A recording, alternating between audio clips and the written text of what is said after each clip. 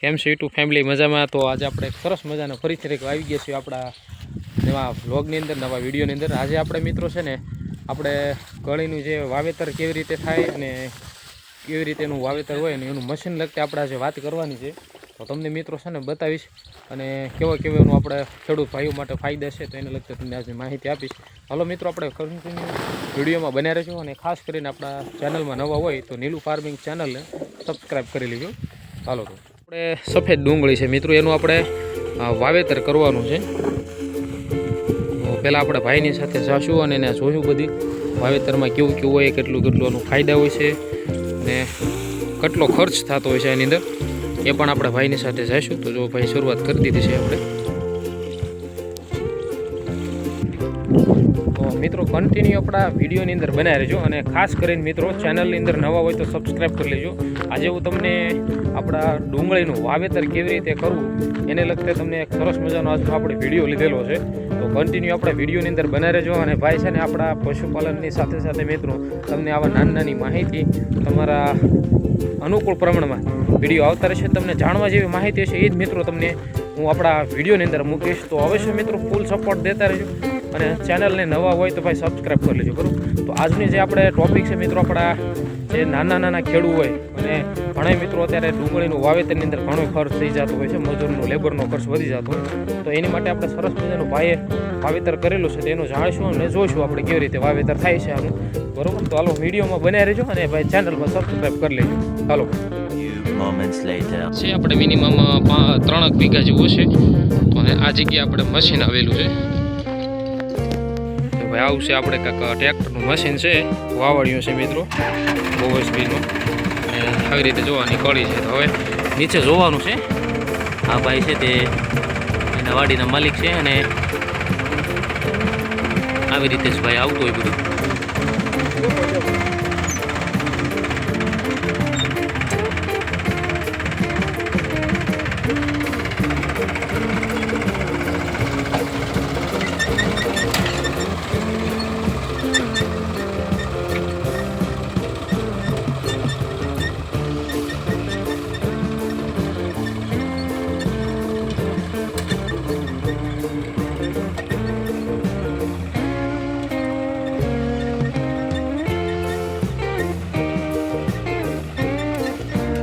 આવી રીતે આપણે આની અંદર સોપાણ થતું હોય છે.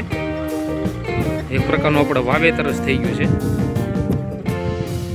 અને એટલે સુધી ભાઈએ વાવેતર કરેલું છે.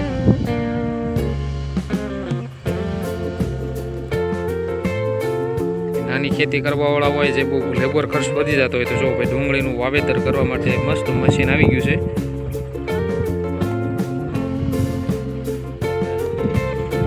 સાત દાતા હોય છે એની અંદર, એવી રીતે ઉગતી હોય છે, આપણે વાવવાની હોય પછી આવી રીતે નીકળતી હોય ને દાટી દેવાની.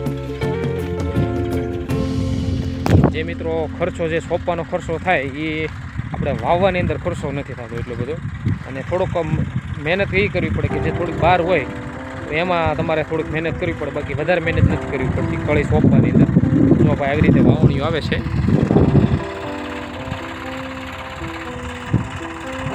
જોઈ શકતા છો ભાઈ, કળી વાવવાનો સરસ મજાનો વાવણીઓ છે ભાઈ.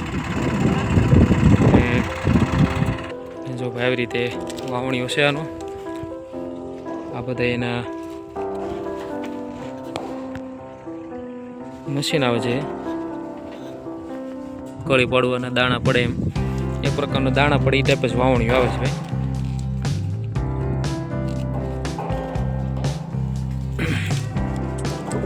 આવી રીતે છે ભાઈ.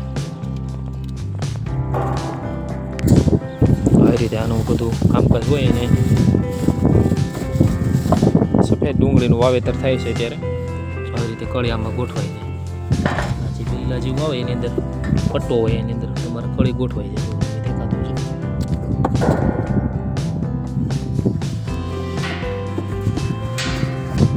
આવી રીતે કાંઈક વાવણીઓ છે આપણે.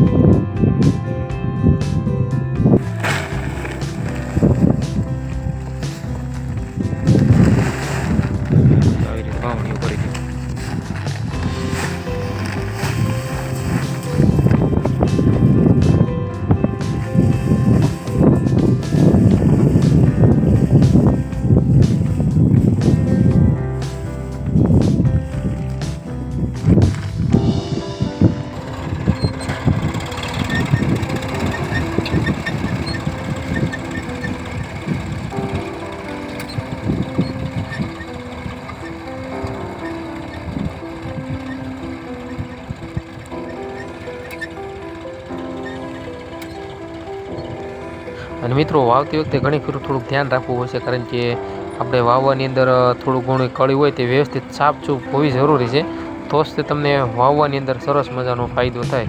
ભાઈ જો આવી રીતે આપણે વાવેતર થતું હોય છે.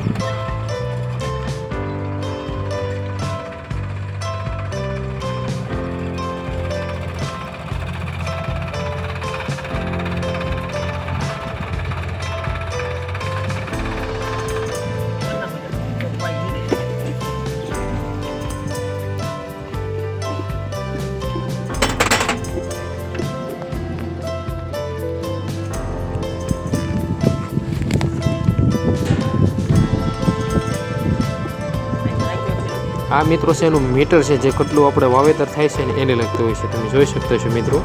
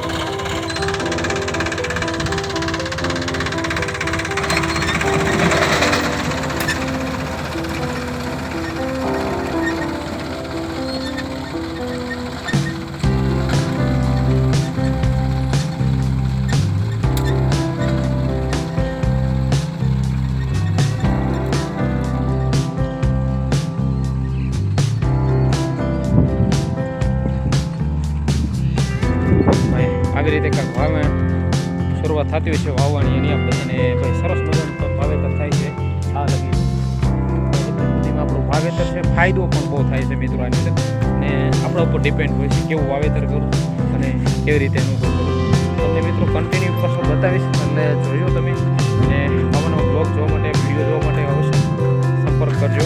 તો હાલો મિત્રો, કન્ટિન્યુ બ્લોગની અંદર ભેજો, અને મસ્ત મજાનો આવો વિડીયો આપણે આવશે. ચેનલને સબસ્ક્રાઈબ કરતા રહેજો.